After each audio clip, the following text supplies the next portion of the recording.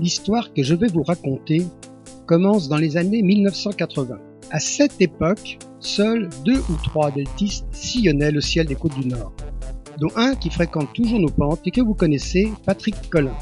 Mais à l'autre bout de la péninsule, dans le Finistère, sur les hauts sommets du Ménésum, un homme nommé Renan Corbel se préparait à former le premier contingent de volatiles, en créant en 1981 la première école de vol libre de Bretagne.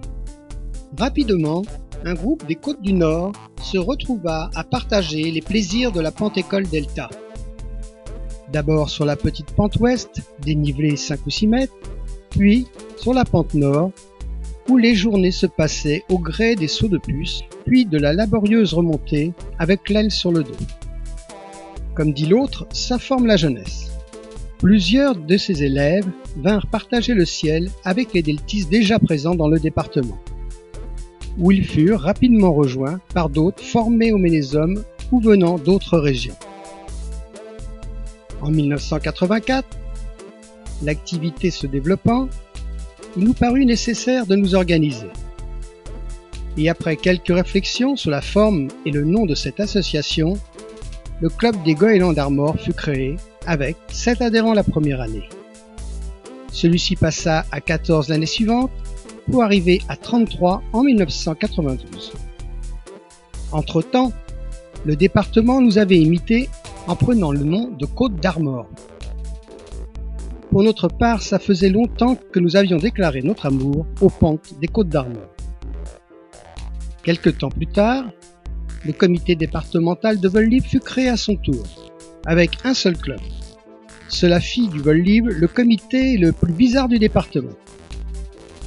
La création de ces instances nous permit de prétendre à des subventions de fonctionnement pour la vie du club et d'entreprendre des négociations pour l'utilisation des décollages. Une petite brochure fut éditée par la Ligue recensant les sites de la région. Cela nous permit aussi d'organiser des déplacements groupés vers d'autres régions où avec d'autres libéristes de Bretagne, nous découvrions le vol en montagne. Le vol en bord de mer, c'est sympa, mais ayant eu l'occasion de goûter le thermique et le cross, un nouveau projet germa dans notre tête, faire du treuil. Pour prendre la mesure de l'activité treuil, une session découverte fut organisée par le club de Rennes sur l'ancien aéroport de Saint-Brieuc. Pour la première fois, nous accrochions à un câble. L'expérience fut concluante. Et à cette occasion, Serge fit des démonstrations d'un engin à moteur de sa conception pour voler avec un Delta, qui compte tenu de ses performances, nous baptisions immédiatement la mobilette. À la suite de ces essais, une subvention fut demandée à Jeunesse et Sport, ce qui nous permit l'achat de notre treuil. Les premiers essais se firent au début essentiellement à 3, avec Olivier, Gaston et Daniel, et parfois avec seulement 2 personnes. Sur ces entrefaites, le parapente, que nous regardions, nous deltistes, avec un certain mépris, commençait à voler de mieux en mieux. Les premiers parapentes vinrent nous disputer la suprématie du ciel, et très vite nous convaincre de passer à notre tour sur ces drôles d'engins. L'école de Renan Corbel cessant son activité, la question se posa. Comment continuer à développer notre sport? Certains essayèrent la nidification dans les arbres, d'autres la reproduction sous l'aile, mais cela ne s'avérant pas concluant, la solution nous vint de Laurent Rumen en 1994, qui fonda la première école de parapente du département à Veldon. Parallèlement à la formation sur les falaises, une activité de parapente se développa à Ploc-sur-Lier, où après un dialogue avec le maire M. Boisec et la Ligue de Bretagne, la création d'une piste de treuil et le défrichement de la pente de la Côte des Halles fut entrepris.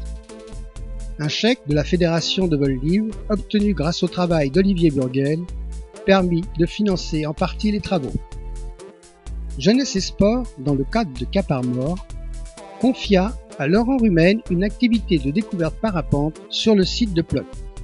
Et la piste de treuil, quoique pas totalement adaptée, nous permit de faire quelques crosses.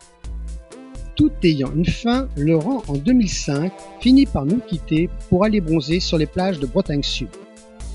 Le Ménésum ayant lui aussi retrouvé depuis quelques années une école, la formation en Bretagne continua de fournir de nouveaux volants.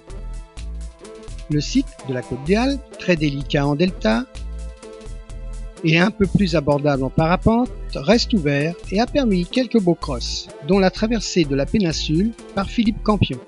Avis aux amateurs. Durant toutes ces années, les activités du club continuèrent à se développer, partagées entre les vols sur les falaises, la recherche de nouveaux lieux de décollage, le défrichage des sites, le pliage des secours pour la sécurité, les sorties treuil sur les différents sites du département, la participation à quelques meetings aériens sur la base ULM de la Poterie, des fêtes sur la plage des Rosaires, des séances de treuil à Soujal, avec le club de Rennes permettant à tous les volants de la région de se retrouver. L'organisation de la Ravolca et même l'organisation d'une manche de qualification nationale en treuil à l'hippodrome de Rostrenen.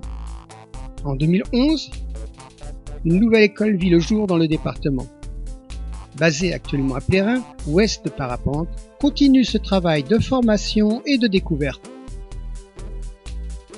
Le club, quant à lui, participe à la diffusion du vol libre avec les biplaces découvertes.